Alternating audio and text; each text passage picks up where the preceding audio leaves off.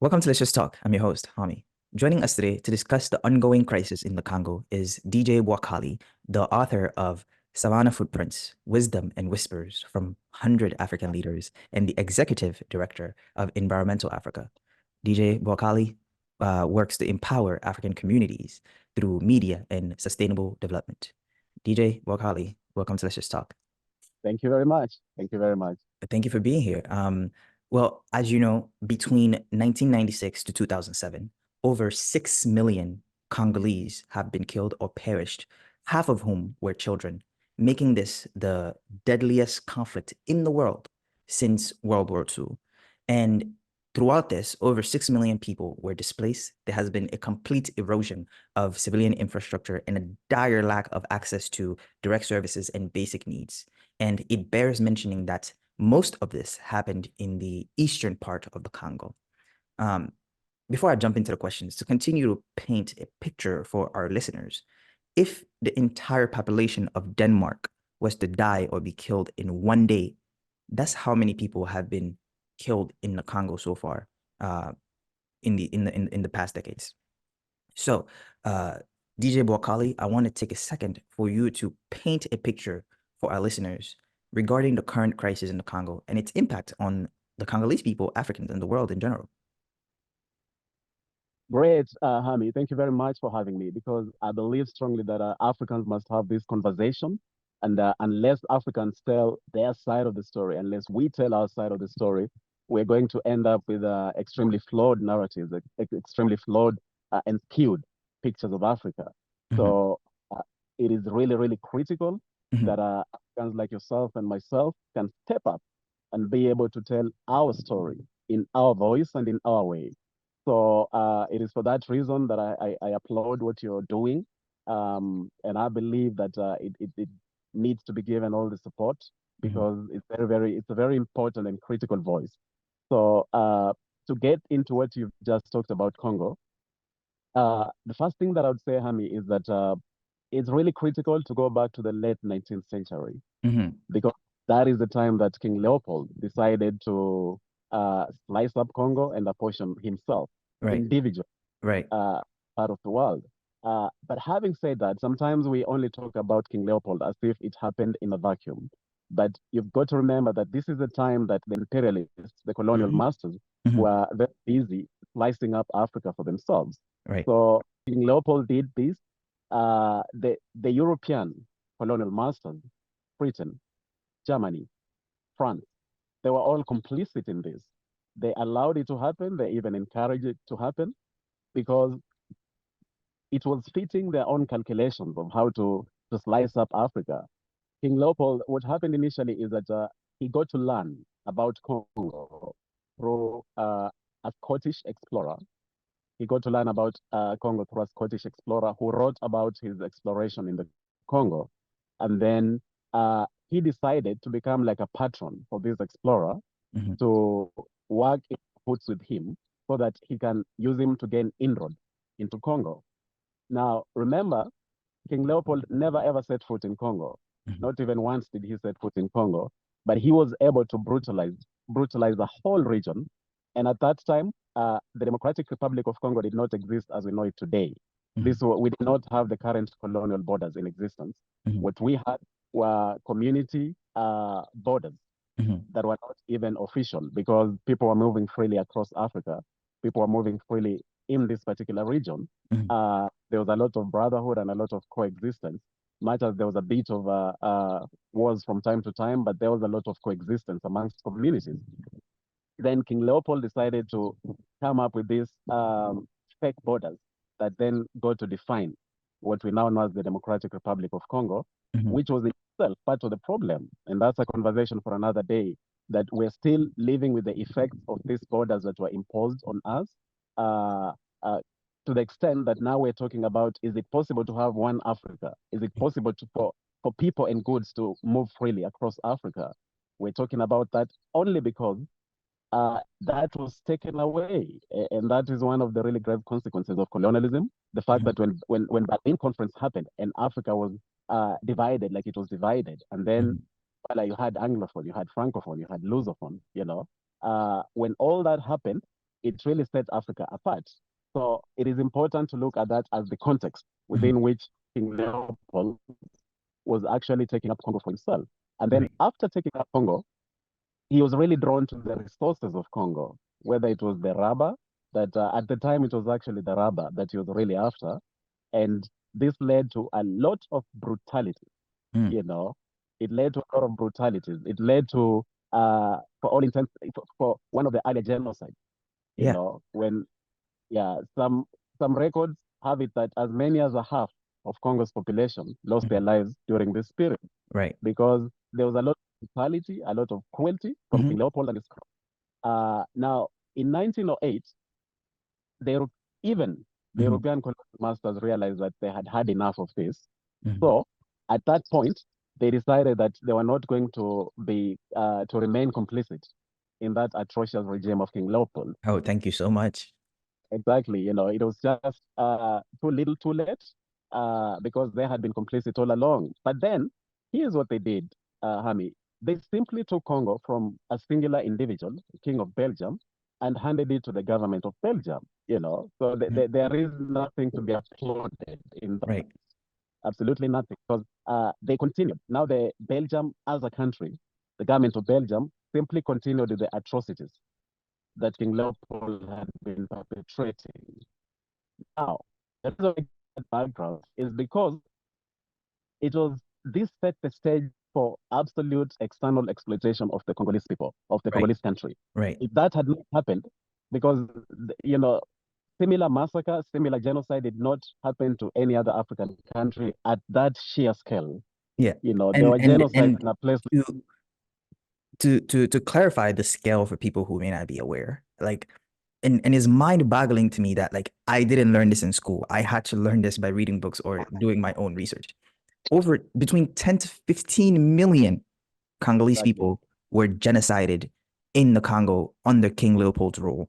And to paint a picture of those atrocities, like in order to build up this rubber factories that they had and to build out these extractive institutions, literally they used to cut off the hands of Congolese children, um, for just for fun. Like you can go on Google, look up some of these massacres, and you will see the mutilated bodies of Africans.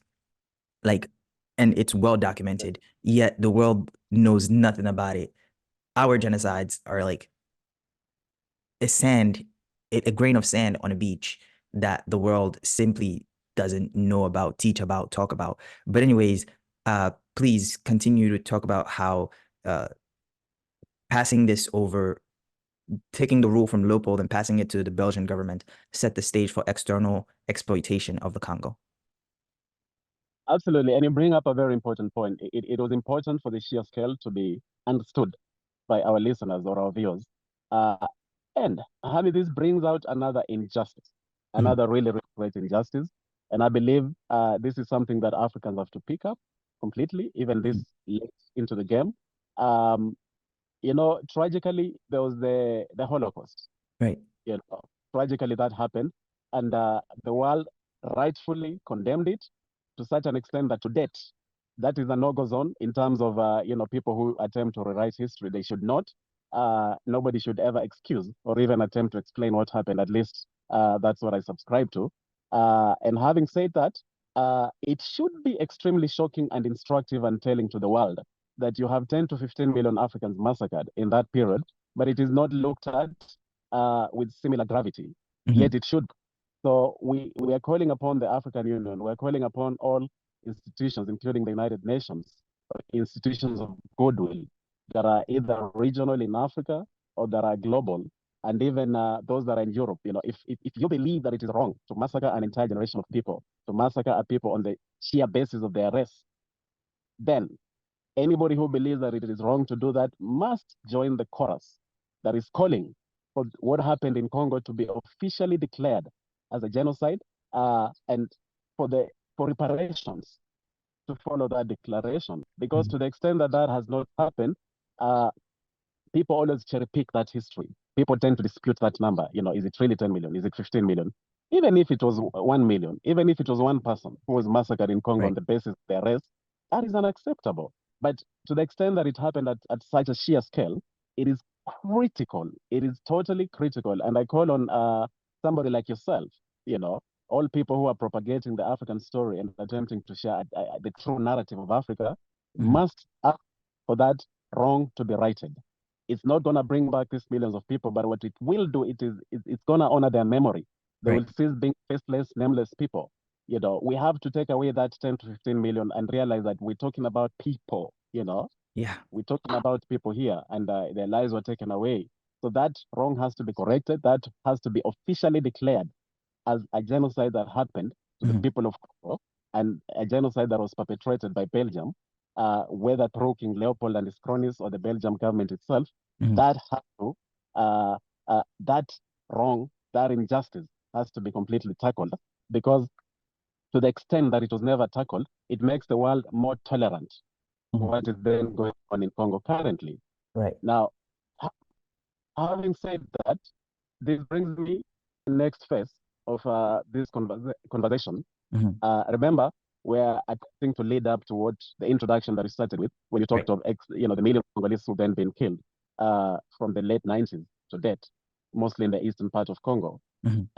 People have to understand the historical context. Right. So it is during this period when Belgium now is when Belgium is in control, you know, when Belgium is completely exploiting Congo.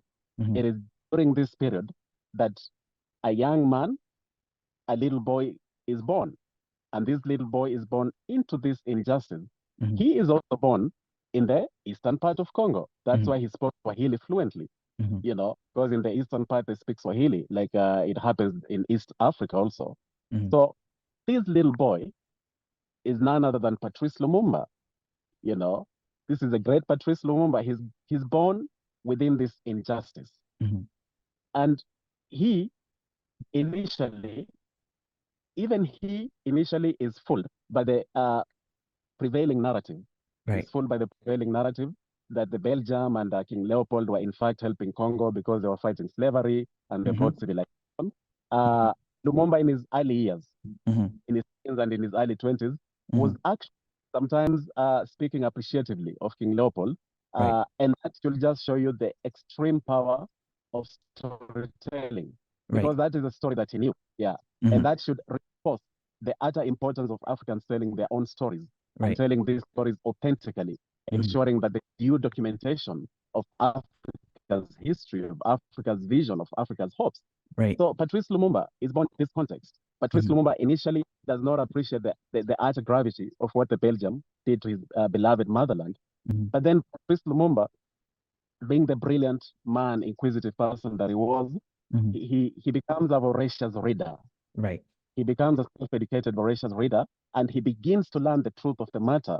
That, hey, wait a minute, King Leopold was no Messiah. He was actually the devil's incarnate. He was not a Messiah.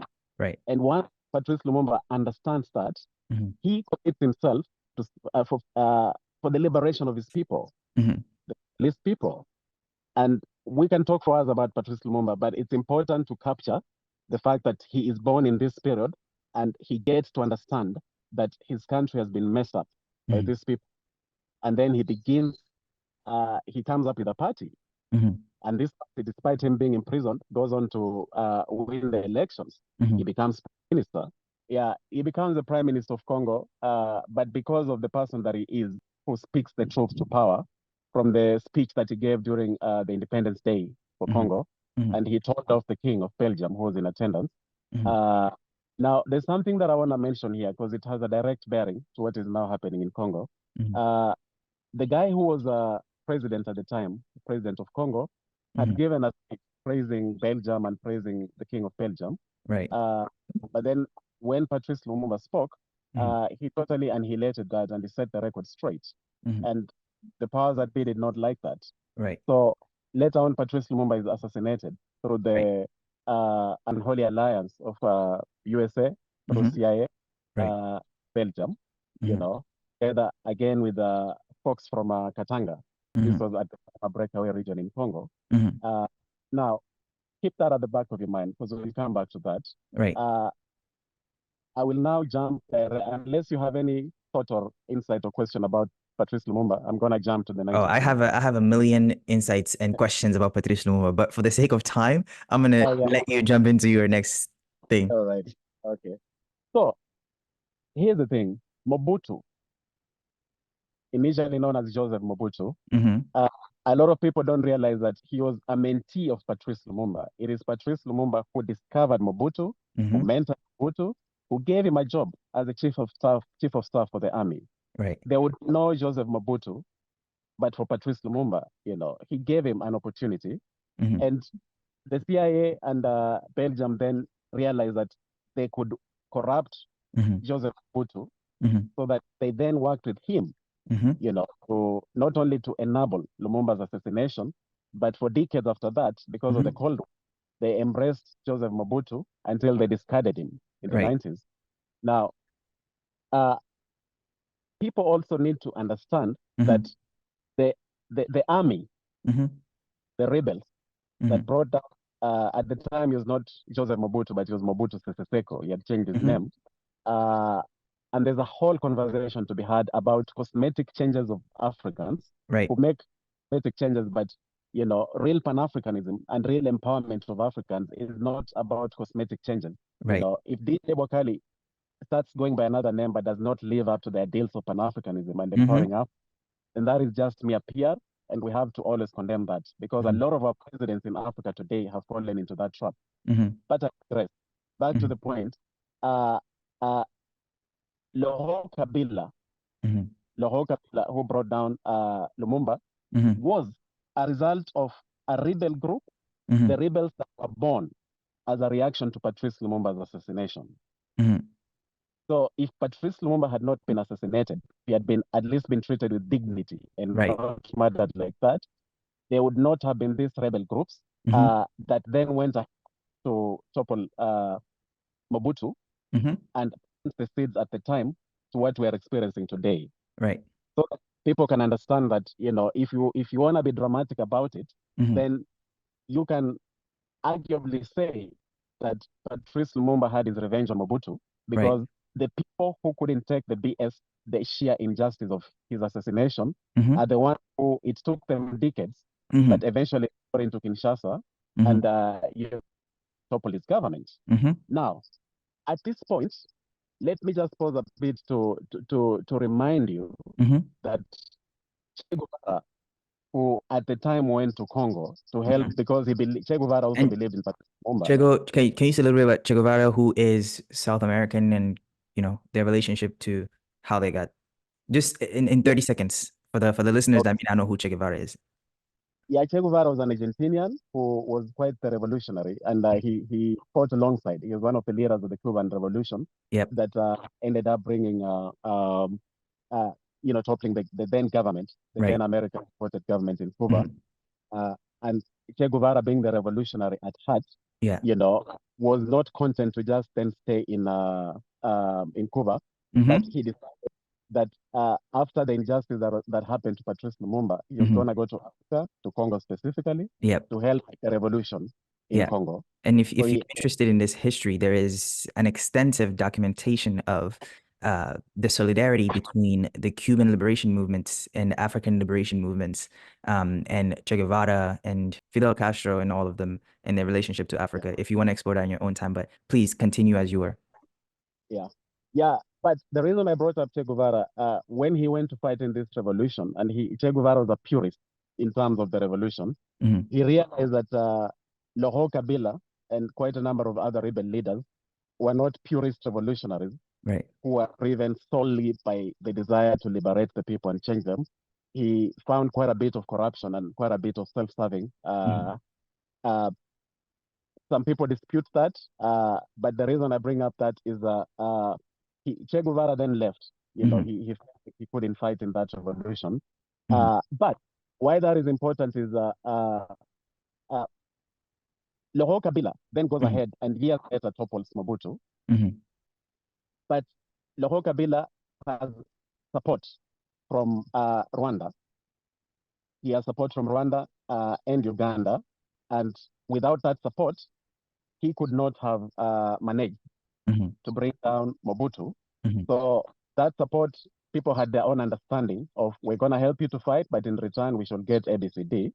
So from that point, the reason, Hami, that is important is today we now have well-meaning and amazing Pan-Africanists who are divided right in the middle between those who now look at the problems in Congo today as almost 100% a result of Rwanda and Uganda, and those who realize that whereas Rwanda and Uganda are currently said to be supporting M23, that is causing a lot of massacre in the eastern part of Congo. But I started by talking about King Leopold for people to understand that Congo's problems are bigger than Kagame. Kagame is not the root of Congo's problems. He may be accelerating Congo's problems, according to a lot of people, but if we do not understand that Congo's problem started a long time ago, what will then happen is that, remember I talked about external exploitation, that it started rubber. And because it was clear, then after that, you had the likes of USA, the who is who in the West, whether it is Britain or France, the who is who in the West, and later on China, the likes of China, all flood into Congo and all benefiting from the climate of extreme hostility, of conflict, extreme conflict, because they are not, it is simply about if a rebel group controls this part of the country and I'm in cahoots with them, then I'm going to benefit from the minerals in that part of the country. So once we understand that, we continue to fight the root cause of the problems in Congo. Anybody, I have to be very explicit here, any country or anybody that is exploiting Congo and benefiting in a very unjust manner from Congo must be called out. And let's call them out right now. Yeah, must be called out. It is virtually the entire West. It is virtually China. They're benefiting, but now they're hiding behind Kagame. And my point here is that we have to call out all these people. We have to then call out Rwanda that M23 is not helping things in Congo. M23 is perpetrating a lot of atrocities in Congo. I know that there's also FDLR, which is a Hutu rebel group that comprises people, rebels, former Hutu rebels from Rwanda, that probably present an existential threat to RPF, the ruling party in Rwanda.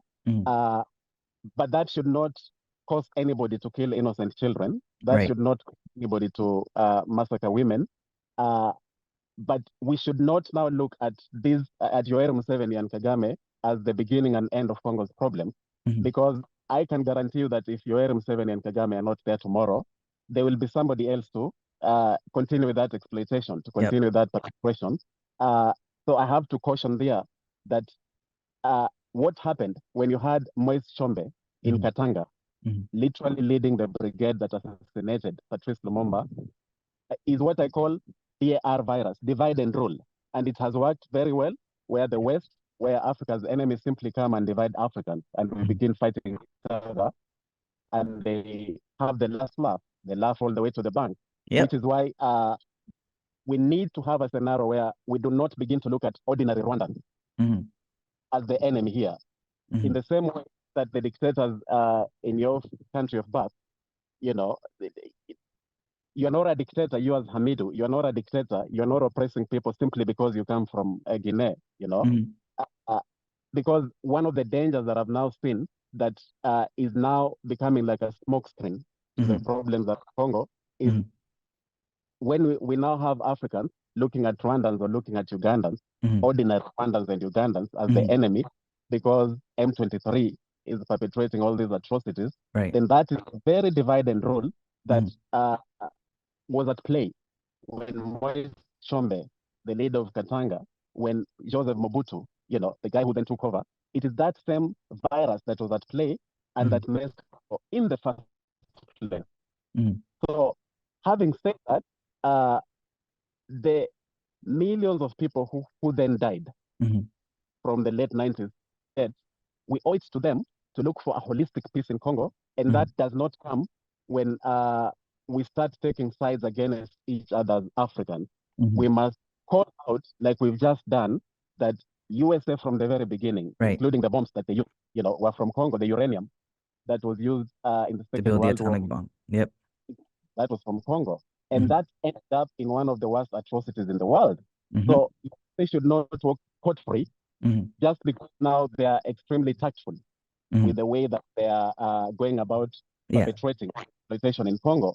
We should not allow them to walk away scot-free Yeah. because now we're looking at these African leaders. Right. We have to talk about what USA continues to do. Mm-hmm.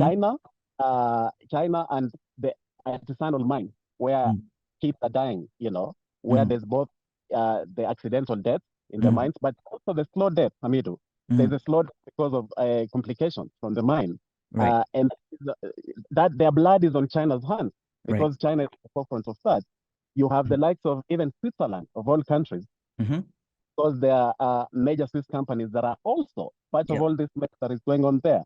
Mm-hmm. So this is not a problem that the African Union, if there's Right. something that is very specific about, the African Union, Mm-hmm. if indeed it believes in peace in Congo, Mm-hmm. must prioritize.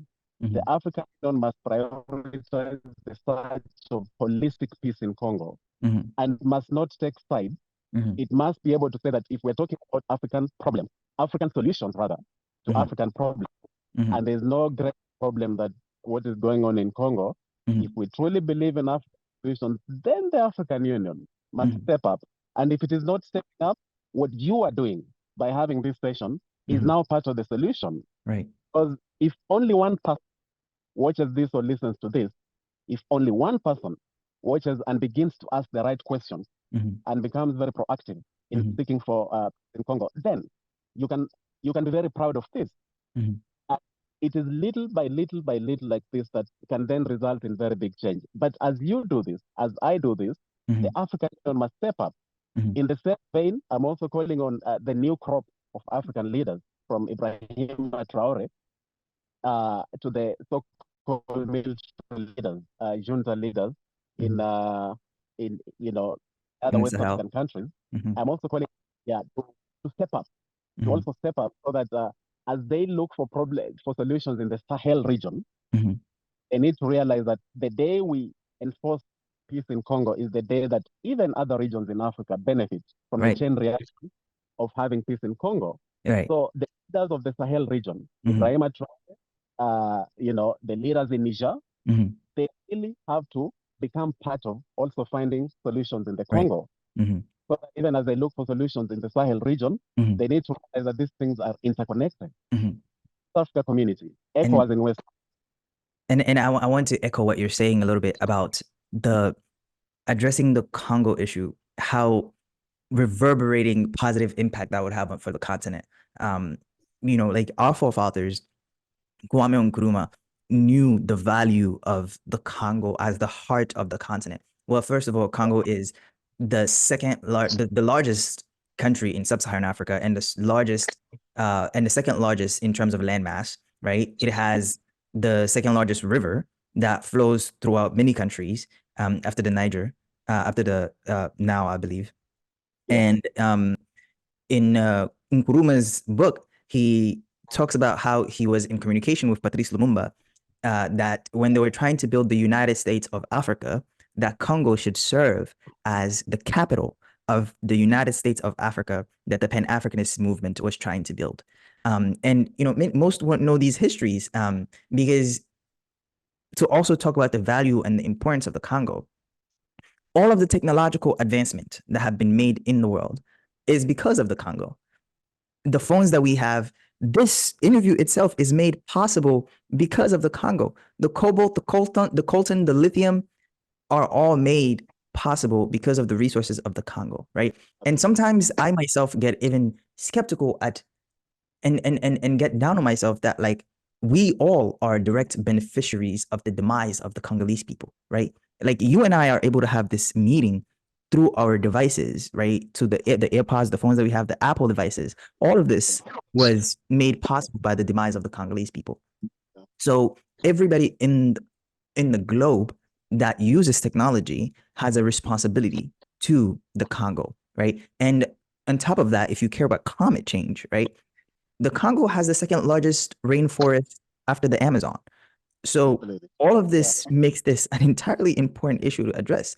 And Yeah. and it is the plundering of the Congo has been essential to quote Walter Rodney, for the rest of the world to develop at its expense, yet Yeah. it will be also essential for securing a future that is prosperous for the globe. And Yeah. for anyways, I want to come back to the importance of what you're saying about not losing sight of the external actors that are involved in the Congo, because too often African conflicts and African wars are seen as, these ethnic groups, these barbarians who can't get along, fighting each other because of some perceived inability to govern themselves. Whereas it's like, no, let's break it down. You've mentioned so many different parties and powers that are in play at the play in the Congo. Let's start at home. In Rwanda, you have M23, which is a faction that is supported by the Rwandan government, even though Kagame denies it. But many UN experts have said that M23 is directly supported, funded, and staffed sometimes by Rwandan military. We have that, and then you have the Houthi group FDL. FDLR, which is an existential threat to Rwanda itself, because if you go back to the Rwandan genocide, these are factions and groups of people that left Rwanda to go to the Congo after Kagame came to power, and they're responsible for some of the atrocities that took place during the genocide. So we have those local groups. Then you have the Congolese military, and then on top of that, you have the Western powers that also have vestiges and investments in these countries. On top of that, you have multinational companies and organizations like Tesla, like Apple, like the name of this mining company is escaping me. Yeah. But anyways, there's a bunch of them, and that shows you that African conflicts or wars, whether it is in the Congo or in the Sudan, are Yeah. not limited to just us. These are widespread across the globe. And unless we're able to think about these in that same way, we're going to keep Yeah. getting plundered and exploited. Is that a Yes. good summation of what you were conveying to us earlier? Yeah, absolutely. It is. It is. And because of that, we then have to realize that imagine a body that is riddled with cancerous tumors, Mhm, uh, and then appreciate the fact that that body is in dire need of mhm, in dire need of scalpels as opposed uh, to bazookas or machine guns, right. because all those cancerous tumors have to be extricated, have to be removed from the body, and you know Mhm, those actors that you mentioned, those external actors, are like cancerous tumors. mhm, So uh, we must then answer the question: how do these scalpels look like? mhm, Um, because until we answer that question, mhm, then we have a situation where we either shouting at each other or fighting the wrong enemy, mhm, but cancer is still there. mhm, Because when you have cancer that has spread in the body like that, uh, action must be taken urgently. mhm, Uh, but I believe it's possible.